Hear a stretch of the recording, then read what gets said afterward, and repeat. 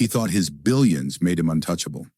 On flight 922, the Arab tycoon leaned over a black flight attendant, mocking her in Arabic, certain she wouldn't understand. But what he didn't know was that she not only understood every word, she was married to the CEO whose company controlled his newest venture, a deal worth billions. Minutes later, his arrogance would meet a quiet power he never saw coming. What would you do if someone humiliated you in front of everyone? Let us know where you're watching from, hit subscribe, and follow Flight 922 as arrogance meets its match at 30,000 feet. The boarding gate for Flight 922 was buzzing with the quiet confidence of wealth. First-class passengers strolled in as though the world itself belonged to them. Designer suits, sleek briefcases, and diamonds that glinted under the airport lights. Every step carried entitlement. Among them was Farid al-Mansouri, an Arab billionaire known for his empire as much as his arrogance. He didn't walk into the cabin. He arrived, flanked by two assistants, his cologne sharp, his voice louder than necessary. As he adjusted the cufflinks on his tailored suit, he glanced around the cabin as though inspecting property he already owned. "First class," he muttered in Arabic to one aide, "yet the decor looks tired. Money buys luxury, but clearly this airline has never flown in my league." His words were dismissive, sharp enough that a passenger across the aisle turned his head. Farid noticed, but didn't care. Attention was his currency. Waiting in the aisle was Amara Sinclair, her uniform neat, posture perfect, every detail of her appearance radiating quiet authority. Years of discipline had trained her to read passengers instantly, who demanded respect, who sought attention, and who thought they were above it all.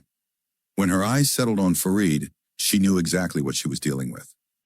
"Welcome aboard, sir," she said smoothly, offering the kind of smile that was professional but never servile. "May I show you to your seat?" Farid barely acknowledged her, raising a hand in a lazy wave as though brushing off a servant. One of his aides placed his luggage in the overhead bin while Farid slid into his seat, sprawling as though the cabin were his living room. Amara didn't flinch. She had dealt with difficult passengers before, celebrities, tycoons, politicians. But there was something different about this man, a sharpness in his entitlement, a sense that kindness would never touch him. Still, she remained unshaken. Her role wasn't just service, it was observation. And though he didn't know it, she was studying him as carefully as he was dismissing her. Farid leaned back, tapping something into his phone, and spoke again in Arabic, this time to himself. "This airline is nothing but polished scraps." His tone carried the smugness of a man certain no one around him could understand. Amara heard every word. Her face betrayed nothing, but a small, private thought flickered across her mind. Not yet. Other passengers settled in, an elderly couple murmuring over boarding passes, a businesswoman reviewing notes, a young man snapping selfies for social media. To them, Farid was just another wealthy traveler. To Amara, he was a storm waiting to break.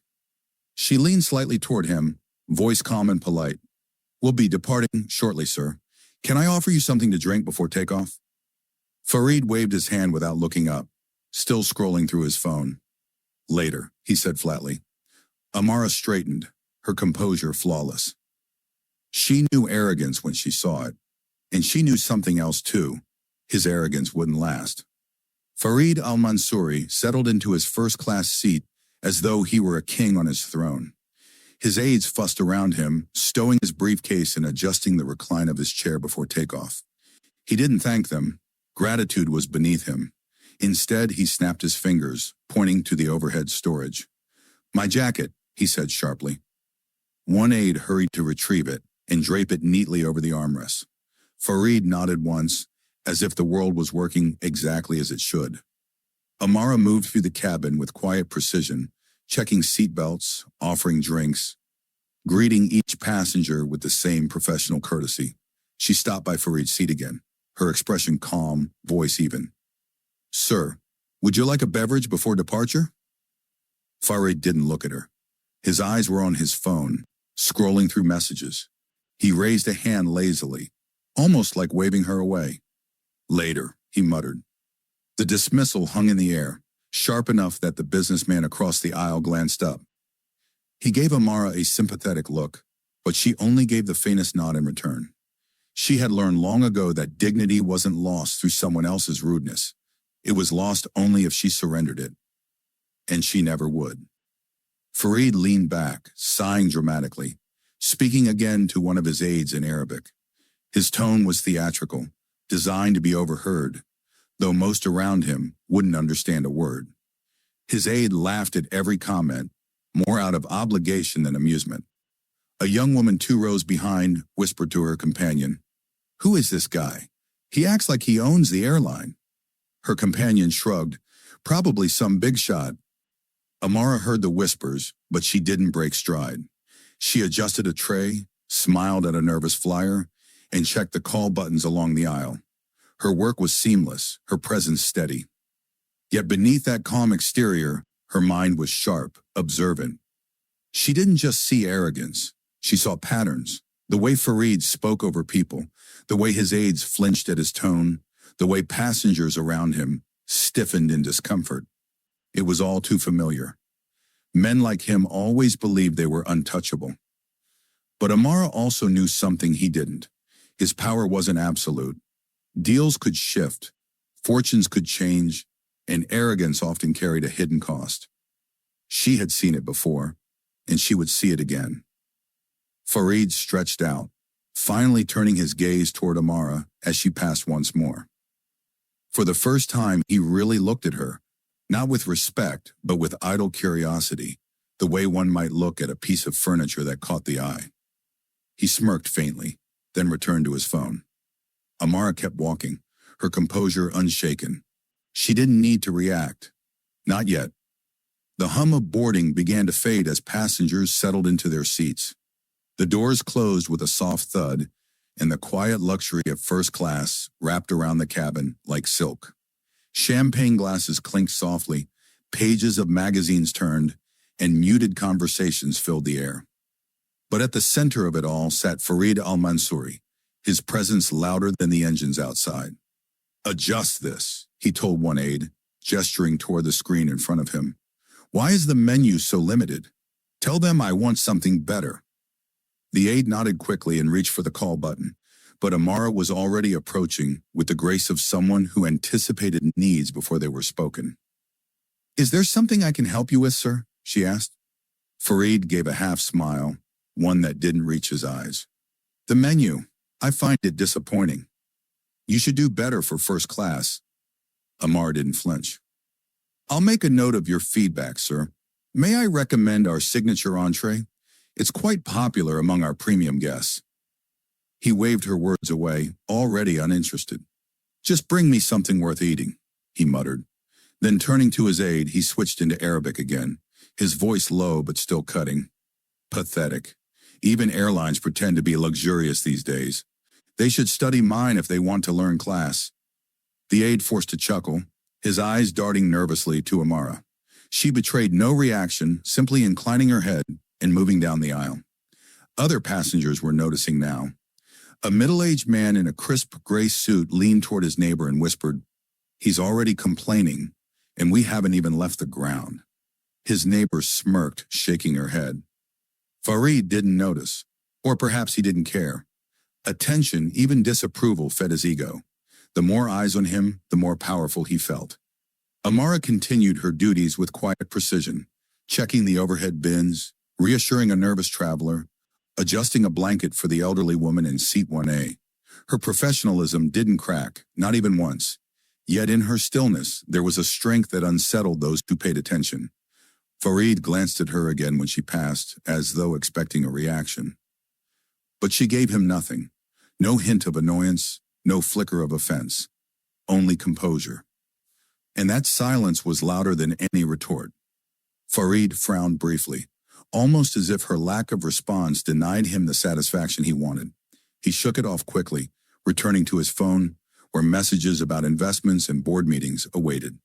Deals, numbers, growth, the empire he thought would last forever. But he had no idea that the woman he dismissed so easily was tethered to one of those very deals. No idea that her life and his were about to collide in a way that money couldn't shield him from. The engines roared softly to life. Flight 922 began to taxi down the runway. Passengers leaned back in their seats, unaware that this journey would carry more turbulence than any of them expected. The other passengers thought it was just another show of arrogance. But Amara knew better. The higher the altitude, the greater the fall. Farid shifted in his seat, drumming his fingers impatiently against the armrest.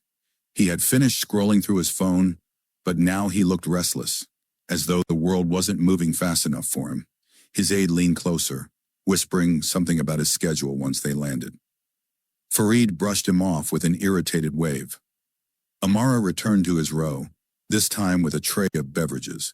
Her tone was as calm as ever. "Sir, would you like to select your drink now?" Farid finally looked at her, his dark eyes narrowing in amusement. Then in Arabic, just loud enough for his aide to hear, he muttered, "She recites lines like a machine. I doubt she even knows what she's offering." His aide forced another awkward chuckle. The passengers nearby caught the tone, but not the meaning. They didn't need to understand the words. Disrespect carried in the air like smoke. A woman in the second row folded her arms, shaking her head slightly. A man across the aisle raised an eyebrow, his lips tightening in disapproval. Amara's face remained serene, her hands steady as she poured his glass of champagne. "Here you are, sir." Farid accepted it with exaggerated slowness, as though granting her the honor of serving him. Then taking a sip, he leaned back and spoke again in Arabic, his voice almost playful this time. "She serves with grace, yes, like a trained maid." The aide coughed lightly, unsure whether to agree. Amara heard every syllable. Her expression didn't flicker. She placed the tray against her hip, turned, and offered a polite smile to the passenger in the next row before moving down the aisle. Her silence wasn't weakness. It was mastery. To the other passengers, it looked like unshakable professionalism. To Farid, it looked like obedience. But to her, it was strategy. She knew the line between rudeness and humiliation, and she knew he was inching closer to it with every careless remark. Farid watched her retreat with a satisfied smirk, mistaking her restraint for submission. To him, she was nothing more than background staff in his expensive journey. A shadow to command, a presence to dismiss. But shadows often carried secrets. The cabin had grown heavier now. Even those who didn't understand Arabic could sense the contempt in his voice. People exchanged looks, the kind passengers rarely shared in first class, where silence and privacy were usually the unspoken rules. The silence stretched, filled only by the clink of glassware and the shuffle of attendants moving through the aisle. Farid sat back, pleased with himself, sipping his champagne. In Arabic, he muttered one last time, almost to himself, "Imagine her trying to speak with intelligence." The thought itself is laughable. Amara heard. She always heard. But she gave nothing away. Not yet. Because the higher the arrogance rose, the sharper the fall would be. The cabin had settled into its rhythm. Glasses clinked, conversation softened, and the hum of travel became background music for the wealthy. But Farid al-Mansouri was far from content. Comfort alone never satisfied him. Dominance did. He gestured impatiently as Amara approached again. "You," he said, his voice low, then switching to Arabic with a sly smile. "Tell me, do they recruit staff from the streets now? She moves like she has never seen class in her life." His aide chuckled nervously, eyes darting toward Amara. He wasn't comfortable, but he wasn't bold enough to disagree. Amara stopped beside Farid's seat, offering the same steady smile she had given every passenger since boarding. "Yes, sir?" she asked evenly. Farid tilted his head, examining her as one might study an object rather than a person. Then again in Arabic, he murmured, "Pretty face, wasted on a servant's uniform. If she were smarter, she'd marry wealth instead of serving it." This time his aide didn't laugh. The weight of the words hung too heavy. A businessman across the aisle leaned back, sensing tension without understanding the language. His gaze shifted between Farid's smugness and Amara's poise, curiosity sparking. Amara set down a fresh glass of water for Farid, her hands precise, her movements graceful. She spoke with her usual calm. Is there anything else you'd like, sir? Farid smirked, leaning slightly forward, lowering his voice but keeping the Arabic sharp and deliberate. Yes, I'd like service from someone who belongs in first class, not someone pretending. His aide shifted uncomfortably, fidgeting with his cufflinks. A passenger 2 rows back muttered under his breath, "Unbelievable." Amara straightened slowly, the picture of composure. She looked directly at Farid, her gaze unwavering but professional. She didn't answer in Arabic, not yet. Instead, she gave the same poised response she would have given to anyone else. "Very well, sir. If you need anything further, just press the call button." She turned and walked down the aisle, her steps measured, unhurried. Farid leaned back in his seat, a smug smile tugging at his lips. To him it was victory, proof that money and power still bent people beneath his will. He raised his glass in a mock toast to himself, whispering in Arabic, "Obedience. That's the only language people like her understand." But what he didn't realize, what no one in the cabin yet understood, was that Amara had heard it all. Every insult, every cutting remark, every word he thought protected by a language barrier. And while she stood silent, the truth simmered. He had crossed the line. The first crack in his untouchable armor had been made. The tension in first class was no longer invisible.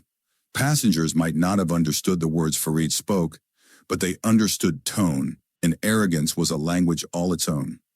Eyes followed Amara as she moved down the aisle, composed, unshaken, while Farid lounged with his champagne like a king presiding over a captive court.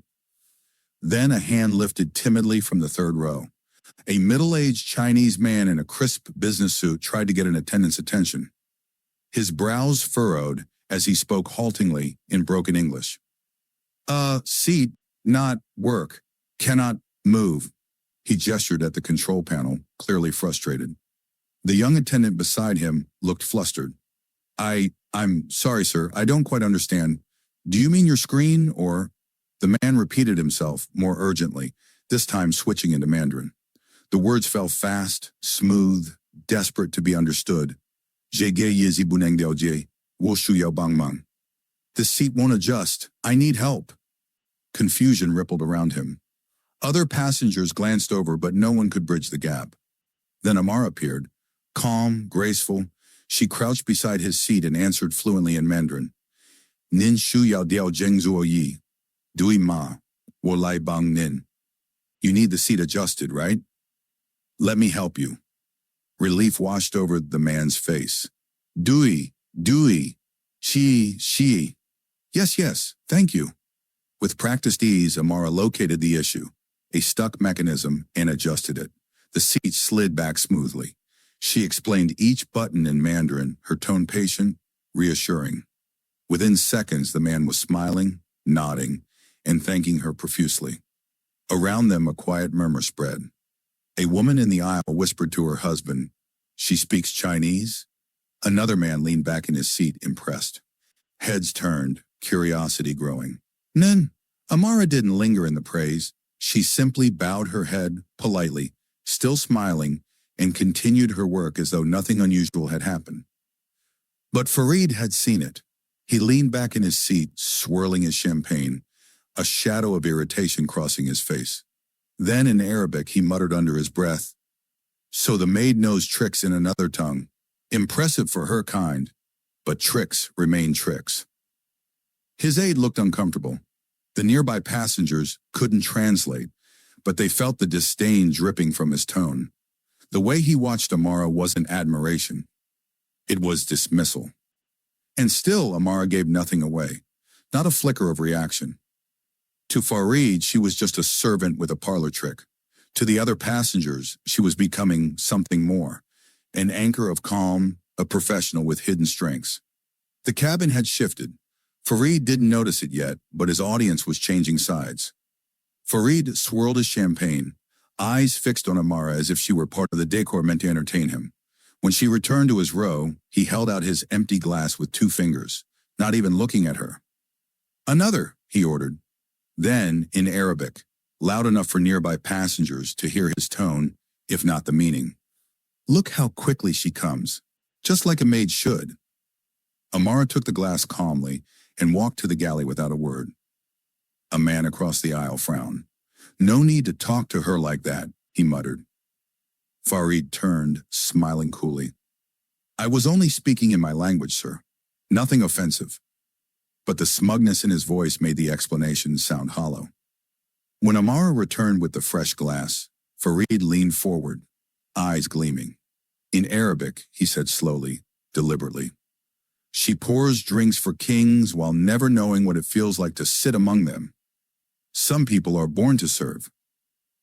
The aide at his side shifted, clearly uncomfortable now. A woman 2 rows back finally spoke. "Sir, we don't know what you're saying, but the way you're saying it, it's disrespectful."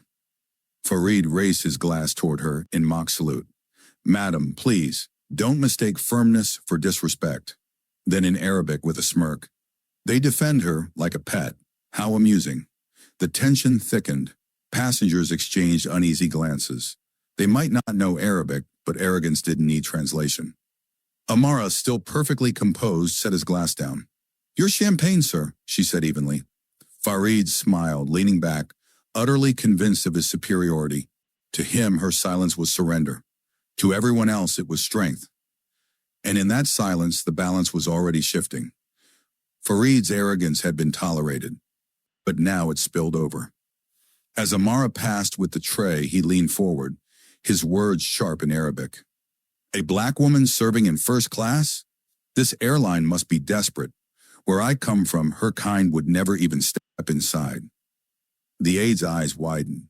A couple of nearby passengers, though unable to understand, stiffened at the venom dripping from his tone. Amara set the glass gently on his tray table. Her movements were steady, unshaken. But Farid wasn't done. He raised his voice slightly, switching again into Arabic, making sure his aide heard every word. "She can smile and bow, but she will never belong among us. She was born to serve, and serve she will, no matter what mask she wears." Farid smirked, mistaking Amara's composure for surrender. He whispered one last jab in Arabic, almost gleeful. "She can't fight back. This is her cage, and I hold the key." But what he didn't know was that the key was already slipping from his hands. Farid's patience had worn thin. The quiet respect building around Amara gnawed at him. He raised his voice loud enough for half the cabin, switching to Arabic with a cruel smirk. "Look at her, pretending to be refined. A maid dressed as a queen is still just a maid." A few passengers frowned at his tone, even if they didn't understand the words. Amara turned slowly, meeting his eyes for the first time. And then, in perfect, measured Arabic, she replied, "Respect is not worn on the body, Mr. Al-Mansour. It is carried in the heart." The cabin froze. Farid's smirk collapsed, his eyes widening as though he'd seen a ghost. His aide shifted uncomfortably, staring down at his shoes. Passengers leaned forward, whispering. They didn't understand the words, but they understood the power in Amara's voice, the calm precision with which she spoke. For the first time that flight, Farid had no quick answer. Amara didn't wait for one. She turned smoothly, continuing her duties as if nothing had happened, leaving the weight of her words hanging in the air. The balance had shifted, and everyone knew it. The silence after Amara's words was heavier than thunder. For a moment, even the hum of the aircraft seemed to fade, leaving only the echo of her calm Arabic lingering in the air. Farid blinked, his jaw slack, his smirk erased. He wasn't used to being answered, least of all in his own language, with such effortless poise. His aide shifted uncomfortably, eyes fixed on his lap, as if hoping the seat would swallow him whole. Around them, passengers exchanged glances. They hadn't understood the words, but they had understood everything else. The authority in her voice, the way Farid's swagger dissolved on the spot. A woman in pearls whispered to her husband, "Did you hear that?" She answered him in Arabic. The husband nodded, leaning forward. Fluent, not a word stumbled. "Did you see his face?" A soft ripple of chuckles traveled through the first-class cabin. Not cruel, but full of quiet satisfaction. For the first time since takeoff, The room's energy tilted against Farid. Amara, however, didn't bask in the moment. She didn't even look at him again. With unshaken calm, she turned to a passenger in the aisle seat. "Would you like some water, sir?" she asked in English, her tone as warm and professional as ever. The man smiled, nodding eagerly. "Yes, thank you." It was the smallest act, but in that context it rang louder than any speech. She had answered arrogance with dignity, and now she carried on as if nothing had happened. Farid's fists tightened on the armrests. He let out a stiff laugh, trying to mask his discomfort. "Ah, amusing. Very amusing," he said, reverting to English. His voice strained, too loud, like a man desperate to prove he wasn't rattled. "You surprised me, miss. A rare trick, speaking a foreign tongue." But no one laughed with him. The passengers who had admired him minutes ago now stared with thinly veiled disdain. One man, a silver-haired executive, shook his head in disapproval. Another muttered, "Money doesn't buy class." Farid heard them. His skin prickled with heat. This was not how it was supposed to be. He was the star, the tycoon, the man whose wealth bent rooms to his will. And yet here, midair, it was a flight attendant who had turned the room against him, with nothing more than composure and words. Amara placed the empty tray back on the cart and moved down the aisle, her expression serene. She didn't raise her head, didn't claim victory, but the quiet respect following her was louder than applause. And Farid knew it. He had mocked her, underestimated her, and now, for the first time, he was the one left scrambling for dignity. Farid shifted in his seat, his pride stinging like an open wound. The smirks, the whispers, the subtle glances from the other passengers. They were all daggers aimed at him. He could not, would not let this stand. He straightened his jacket and forced a booming laugh, as though the entire exchange had been nothing more than a joke. "Impressive," he said in English, voice ringing through the cabin. "Very impressive indeed. A flight attendant who speaks a few words of Arabic. Ladies and gentlemen, let us applaud her tricks." He clapped loudly, mockingly, the sound sharp and hollow. No one joined him. The silence that followed was brutal. A few passengers exchanged disgusted looks. The silver-haired executive from earlier muttered under his breath, "Pathetic." Amara, unruffled, continued collecting trays with quiet grace. She didn't glance at Farid, didn't flinch, didn't grant him the reaction he so desperately craved. Her calm was gasoline to his fire. He leaned forward in his seat, his voice dropping low but still audible to nearby passengers. "You think this makes you equal to me? You serve drinks. I own empires. Don't forget your place." This time the words were in English. He wanted everyone to hear. A young woman across the aisle, who had watched the entire scene with growing disgust, spoke up. "Owning empires doesn't excuse humiliating someone doing their job," she said firmly. "Frankly, it's embarrassing to watch." A murmur of agreement rippled through the cabin. Heads nodded. Someone even whispered, "Good for her." Farid's jaw tightened. His face flushed red, anger mixing with humiliation. He looked around, but where he once commanded admiration, now he saw only disapproval. His aide tugged gently at his sleeve. "Sir," he whispered nervously, "please, maybe, let it go." But Farid shoved his hand away. "No." He stood halfway from his seat, towering, his voice cutting sharp through the cabin. "All of you may admire her little performance, but I assure you, people like her—" He paused, sneering down at Amara. "They remain nothing more than servants in this world." Gasp broke out across the cabin. Even those who hadn't intervened before now turned with open disgust. Amara finally stopped. She turned slowly, her eyes calm, her posture poised. She didn't raise her voice. She didn't match his fury. She simply looked at him and smiled. That smile wasn't defiance, nor was it submission. It was something else entirely. A quiet, steady confidence. And it was more threatening than any words she could have spoken. The cabin was no longer neutral ground. Every pair of eyes that once glanced at Farid with respect now carried judgment. His performance had failed, and the silence after his last outburst was more damning than any insult. Amara didn't rush to fill it. She simply adjusted a tray, set it down neatly, and addressed a passenger with the same warmth she had offered since the start of the flight. Not a flicker of anger, not a trace of triumph. That restraint made her presence even larger. Farid slumped back into his seat, his jaw clenched, breathing sharp. He pulled out his phone as if to distract himself, but his hand trembled. He wasn't used to this, being cornered, being powerless. Across the aisle, the silver-haired executive cleared his throat. "Miss, excuse me, your name is Sinclair, correct?" Amara paused, her eyes flicking toward him, polite but measured. "Yes, sir. Amara Sinclair." A quiet murmur ran through the cabin at the surname. A few passengers exchanged knowing looks, whispering under their breath. Farid frowned, suspicious. He glanced around, trying to read the expressions he didn't understand. "Sinclair?" he muttered.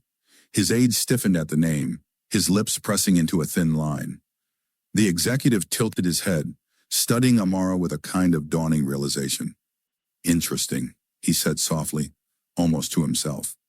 Amara smiled, neither confirming nor denying what was forming in his mind.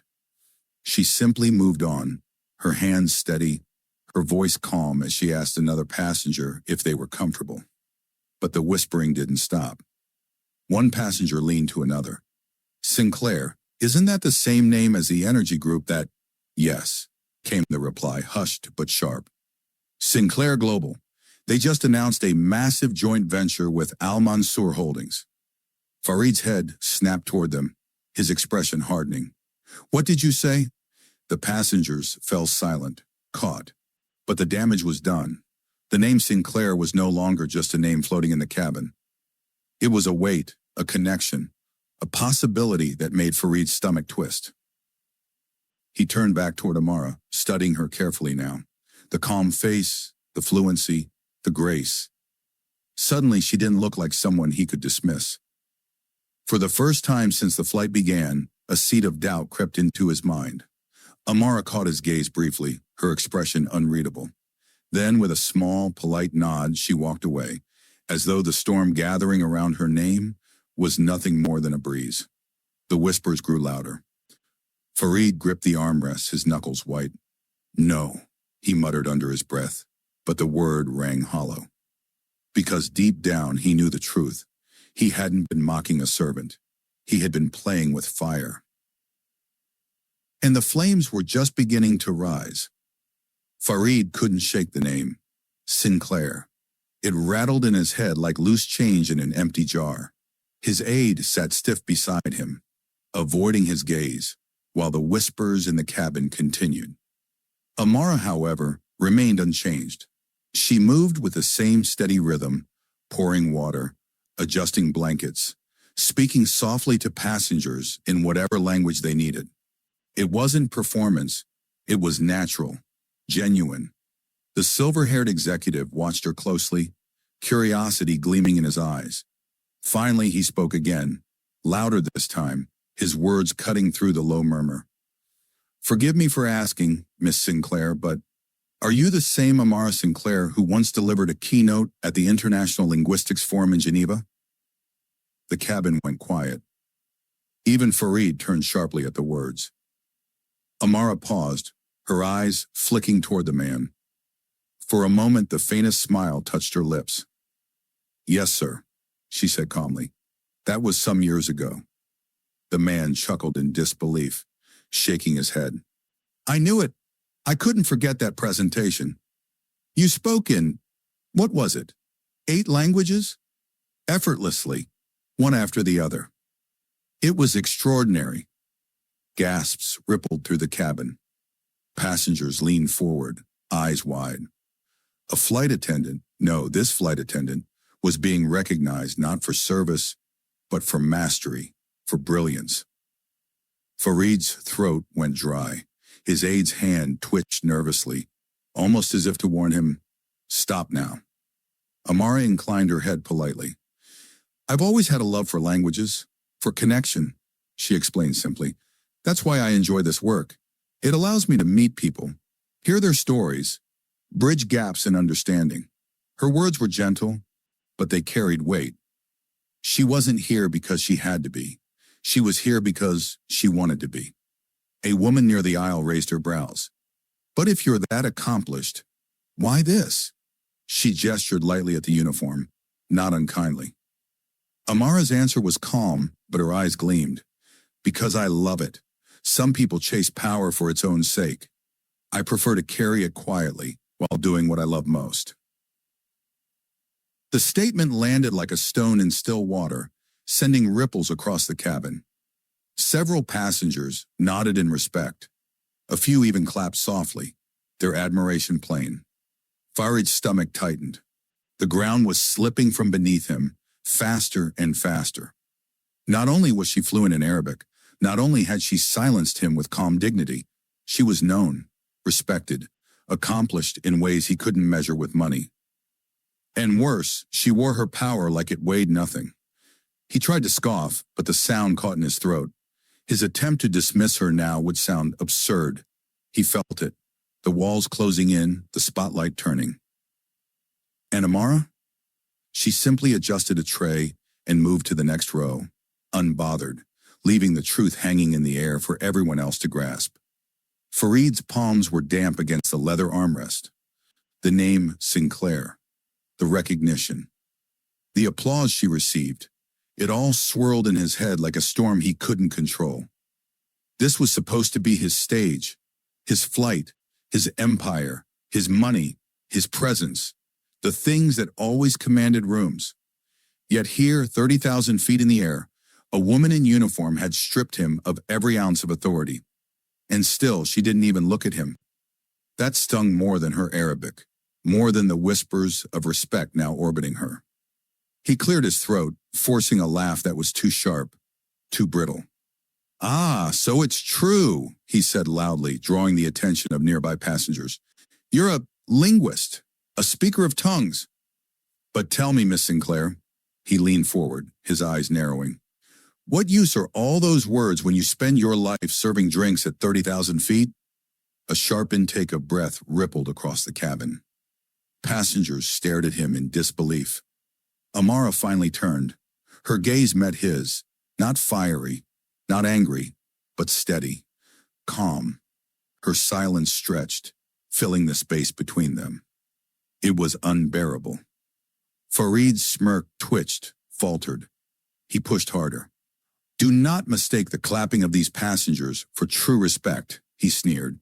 "They cheer your tricks because it amuses them. But at the end of the day, you are here." He gestured at her uniform with a dismissive flick. "To serve men like me." The words hung heavy in the air. Even his age shifted uncomfortably, rubbing his forehead as though wishing he could disappear. A woman near the window shook her head. "Unbelievable," she muttered. The silver-haired executive who had recognized Amara leaned forward, his voice cutting through the tension. "Do you realize who you're speaking to, Al-Mansour?" Farid's eyes snapped toward him, sharp and defensive. "I'm speaking to a woman in uniform who doesn't know her place." The executive's brows rose, his tone turning cold. "No, you're speaking to Amara Sinclair, a woman whose expertise is sought across continents. A woman respected in circles you could never buy your way into. And if I'm not mistaken," he let the words trail off deliberately, "she's far more connected to your empire than you realize." A stunned silence followed. Passengers exchanged wide-eyed glances. Farid's chest tightened, his pulse racing. He glanced at Amara, searching her calm expression for confirmation, for denial, anything. But she offered nothing. Only that same quiet composure, as if she had been waiting for this moment all along. His smirk returned. Weaker this time. "Connected to me? Impossible," he scoffed. "I would know if—" But his words trailed off as he saw the look on his aide's face. Pale, nervous, almost fearful. And for the first time, Farid felt a sliver of something he hadn't in years. Doubt. For a moment, the cabin was silent. Only the low hum of the plane carried through, but every passenger's eyes were fixed on the confrontation unraveling in first class. Farid sat rigid, his knuckles white against the armrest. The executive's words echoed in his mind. Connected to your empire. Amara remained composed, her posture unshaken. She smoothed the edge of her uniform jacket, as if the exchange had been nothing more than routine turbulence. It was the woman in 2A, the same passenger who had defended her earlier, who broke the silence. She leaned toward the aisle, her voice clear, almost reverent. "Excuse me," she said, addressing the executive across the row. "You called her Amara Sinclair, as in Sinclair Global?" The executive's lips curved faintly. "Exactly." A ripple of whispers broke out. Passengers turned their heads, murmuring the name as if passing around a piece of forbidden knowledge. Sinclair Global. The name carried weight, technology, infrastructure, finance. Entire industries leaned on it. Farid's brows furrowed. "Sinclair Global?" he scoffed, though his voice cracked. "That's nonsense. What would someone from Sinclair be doing here in a flight attendant's uniform?" The executive chuckled softly, shaking his head. "That's what makes her remarkable. She doesn't need this job. She never has. She chose it." His eyes flicked toward Amara. "Because she's always loved the skies." The murmurs swelled. Some passengers nodded as though the pieces clicked together. The languages, the calmness, the unshakable composure. Farid's pulse quickened. He looked at Amara, who stood gracefully in the aisle, her gaze steady, lips pressed into a quiet smile. "You're telling me," Farid said, his voice low now, "that she's connected to Sinclair Global?" The executive's tone hardened. "Connected isn't the word. She's married to Daniel Sinclair, the CEO." He let the sentence land with deliberate weight. "The very man negotiating the multi-billion-dollar joint venture you've been parading around the Gulf about." A sharp gasp cut through the whispers. Heads turned. Even the passengers who hadn't followed the story up to now leaned forward, captivated. Farid's face drained of color. He opened his mouth, then closed it again. His aide shifted uncomfortably, pulling at his collar as if oxygen had suddenly thinned. Amara finally spoke, her voice measured and calm, but carrying the full weight of authority. "Yes, I'm Daniel's wife, but let me be clear. This uniform isn't about need. I wear it because I've loved the skies since I was a girl. Because serving people, listening to them, connecting through language and respect, those are things I'll never step away from. Not even with all the billions in the world." The cabin fell silent again. This time the silence wasn't from disbelief, but from awe. Farid slumped back, his arrogance crumbling into shock. For the first time in his adult life, words deserted him. Farid al-Mansour's lips parted, but no words came. The smug grin he had worn like armor was gone, stripped away by a truth too powerful to deny. His chest tightened, his heartbeat echoing in his ears louder than the hum of the engines. Passengers stared openly now, some with wide eyes, others with faint, knowing smirks. A few even leaned into each other, whispering the same word over and over like a chant: Sinclair. Farid's aide, usually so composed, bent his head low and pressed a hand to his brow. He looked as if he wished he could vanish through the floor. The billionaire's voice, when it finally emerged, was rough and trembling. "This is impossible." He turned sharply toward Amara, desperation creeping into his tone. "If you are who they say you are, then why would you degrade yourself to serve in this uniform?" Amara met his gaze without flinching. Her eyes held neither anger nor triumph, only a stillness that unnerved him more than shouting ever could. "I told you already," she said, her voice even. "I do this because I love it. The uniform doesn't degrade me. Your words do nothing to define me. Respect is earned not by wealth or position, but by how we treat those we think are beneath us." The passengers erupted in soft applause. Some nodded, others murmured, "That's right," under their breath.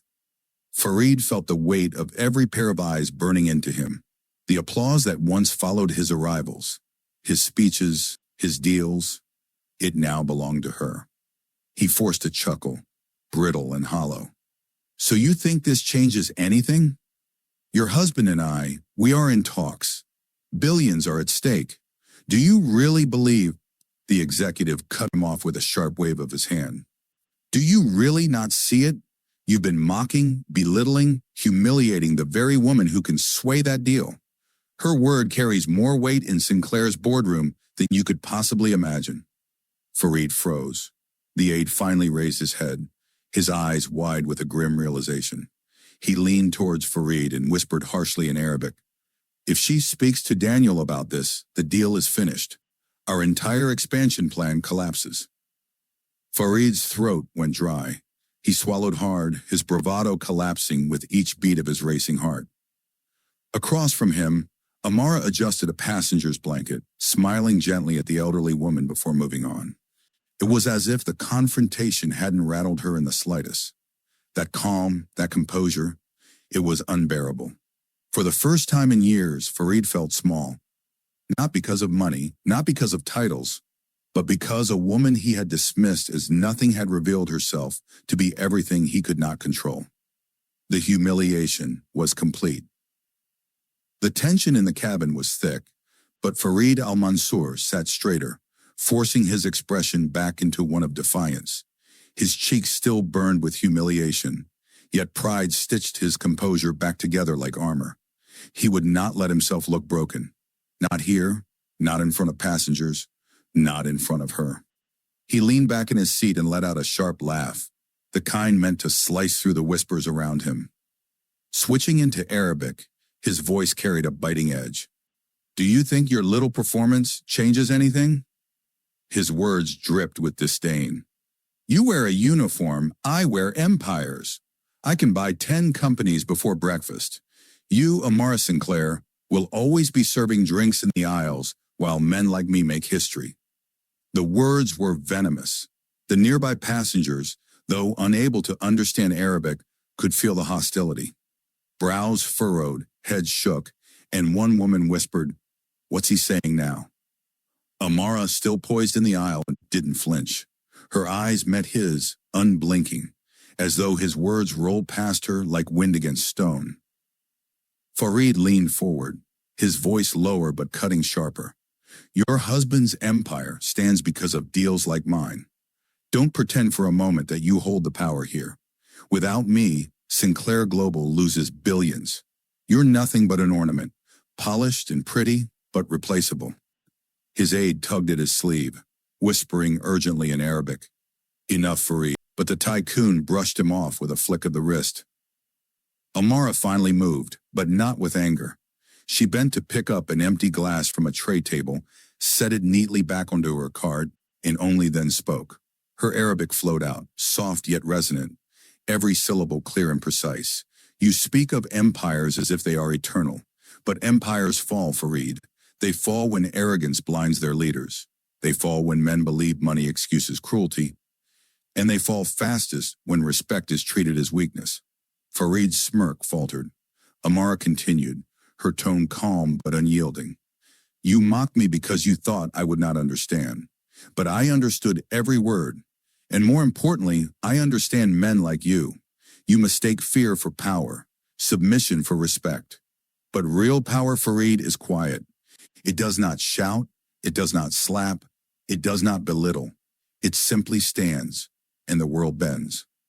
Passengers leaned in, sensing the weight of her words even without translation. Fareed sat frozen, his mouth half open, unable to mask the crack in his composure. Amara straightened the collar of her uniform, her expression serene. She gave no dramatic flourish, no declaration, only a silence that pressed heavier on Fareed than her words had. For the first time since boarding, it was clear he had lost control. Fareed shifted in his seat, trying to reclaim his swagger. His hand tapped impatiently against the armrest. His jaw clenched tight. He spoke again in Arabic, louder this time as though volume could reclaim his authority. "Do not think calm words can change reality. My signature builds skyscrapers, funds armies, buys governments. Your husband's company needs me, needs my billions to expand in the Middle East.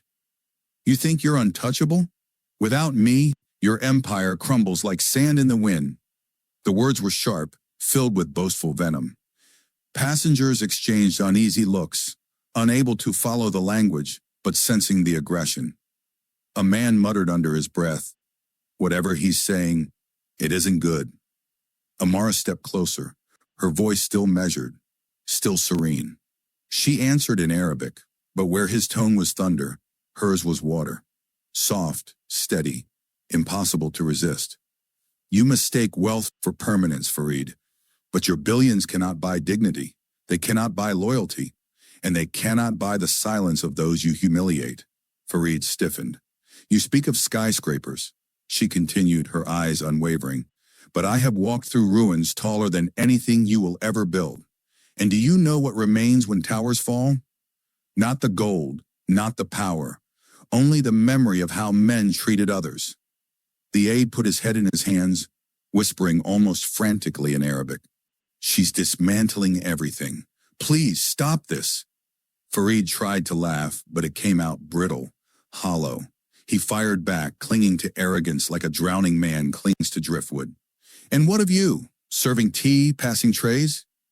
Do you think speaking Arabic makes you my equal? You are beneath me, Amara Sinclair. Beneath me." Her lips curved into the faintest smile, not mocking, not triumphant. "Just calm. You still don't see it," she replied softly. "I do this job because I love it, not because I need it. That is freedom. True power is the ability to choose, not the chains of ego you wear so proudly." The aide groaned, muttering in Arabic, "He doesn't understand. He'll never understand." Passengers leaned forward, riveted, their eyes darting between the arrogant tycoon and the calm woman dismantling him with every word. Though they couldn't grasp the language, they understood the dynamic perfectly. One man unraveling, one woman standing unshaken. Amara placed a folded blanket gently on a passenger's lap, then looked back at Farid with that same serene gaze. "One day," she said in Arabic, her voice barely above a whisper, but carrying like a bell, "you will realize money cannot silence truth. And when that day comes, it will be too late." Farid opened his mouth, but nothing came. His smirk had collapsed entirely. His pride kept him seated tall, but his eyes betrayed him. Glassy, restless, searching for a retort that would not come. And in that moment, everyone watching knew Amara had won without ever raising her voice. The captain's voice came over the intercom, calm and professional. "Ladies and gentlemen, we are beginning our descent. Please fasten your seatbelts." The cabin stirred with quiet activity, belts clicking, seats upright, trays stowed. But in first class, no one cared about the landing. All eyes were still on Farid and Amara. Farid sat rigid, jaw clenched, his arrogance clinging like the last armor he had left. He muttered under his breath in Arabic, "This isn't over. My name, my money, it will bury this moment." Amara didn't reply. She didn't need to. Her silence was louder than any retort. As the plane touched down with a smooth jolt, passengers exhaled in unison. The wheels roared against the tarmac, but inside the tension was still thick. The moment the seatbelt sign switched off, phones buzzed to life. At the front of the cabin, Amara unhooked the intercom handset, but instead of speaking to passengers, she reached into her pocket and pulled out her own phone. Calmly, deliberately, she dialed. The line clicked. A voice answered warmly, "Amara, you've landed." Every head nearby turned. Even without knowing the voice, they sensed the weight behind it. "Yes, Daniel," Amara said, her tone gentle but steady. She didn't lower her voice, didn't shield her words. She spoke so the entire section could hear, including Farid. "I need you to do something for me. Cancel the deal with Al Mansour Holdings." Farid's head snapped toward her, his eyes wide. "What?" His voice cracked, disbelief bleeding into panic. Amara continued, unfazed. "Yes, I know it's worth billions, but respect matters more than numbers. And if this is how their leader treats people, Sinclair Global cannot align with that kind of arrogance." On the other end, Daniel's voice was firm. "Understood. I'll have legal draft the termination immediately." Amara ended the call, slipped the phone back into her pocket, and looked at Farid with serene composure. The tycoon's chest heaved. His face flushed crimson, then paled. He wanted to shout, to protest, to demand, but no words came. He had mocked her, belittled her, dismissed her, and in a single phone call, she had erased what he had spent months building. Around them, the passengers were silent, watching the scene unfold like the climax of a play. Then, slowly, the silver-haired executive began to clap. A moment later, others joined in, soft at first, then stronger. Farid sat frozen, humiliation crushing down heavier than the applause. Amara offered him no gloating smile, no triumphant glare. She simply adjusted her uniform jacket, nodded politely to the passengers, and began guiding them toward the exit, her dignity intact, his empire wounded. And as Farid rose to leave, he finally understood. He hadn't just lost a deal. He had lost face, respect, and the illusion that money made him untouchable. The applause faded as passengers began gathering their belongings. But the echoes lingered in Farid's ears like thunder. He sat motionless, staring at the carpeted floor, his mind reeling. All his life he had entered rooms to bowed heads and eager smiles. People scrambled to impress him, to flatter him, to win his favor. But here, on Flight 922, the opposite had happened. A woman he dismissed as a servant had stripped him bare, not with rage, not with scandal, but with calm truth and a single phone call. Passengers whispered as they passed him, their gazes sharp with disapproval. One man muttered, "Billions can't buy class." Another shook his head. She handled him better than any boardroom could. Farid's aide lingered at his side, shoulders hunched, eyes fixed on the floor. He didn't dare speak. At the front of the cabin, Amara stood by the door, greeting each passenger with the same serene smile she had worn all flight. She helped an elderly woman with her cane, handed a child his stuffed toy, and nodded politely to businessmen who thanked her. When the silver-haired executive reached her, he paused. "You didn't just put him in his place," he said softly. "You reminded all of us what power truly looks like." Amara inclined her head gracefully. "Power is nothing without respect." The man smiled and exited, leaving her words hanging in the air like scripture. Finally, it was Farid's turn. He stood stiffly, straightening his jacket, forcing a mask of arrogance back onto his face. But his eyes betrayed him. They darted nervously, avoiding hers, heavy with the knowledge of billions slipping away. As he approached, Amara looked at him for the last time, not with triumph, not with vengeance, but with calm certainty. In Arabic, her voice barely above a whisper, she said, "This was never about money. It was about respect. You failed the test, Farid, and you will remember this loss long after your billions are gone." He froze. The words pierced deeper than any headline, any contract. He wanted to lash out, but nothing came. Amara stepped aside, allowing him to leave. The aide followed silently, his shoulders slumped in defeat. The cabin emptied. The hum of voices faded down the jet bridge until only Amara remained, standing tall in her uniform, her poise unshaken. She glanced once more at the rows of seats, silent witnesses to arrogance undone, and exhaled softly. This was why she loved the skies. Not for power, not for recognition, but for the simple truth that at 30,000 feet, masks fell away, and character was revealed. Outside, cameras flashed as Farid exited, his forced smile failing to hide the storm behind his eyes. And inside, Amara Sinclair walked away with quiet dignity, leaving behind the lesson that would haunt him forever. Money builds empires, respect sustains them, and without respect, even the wealthiest man falls.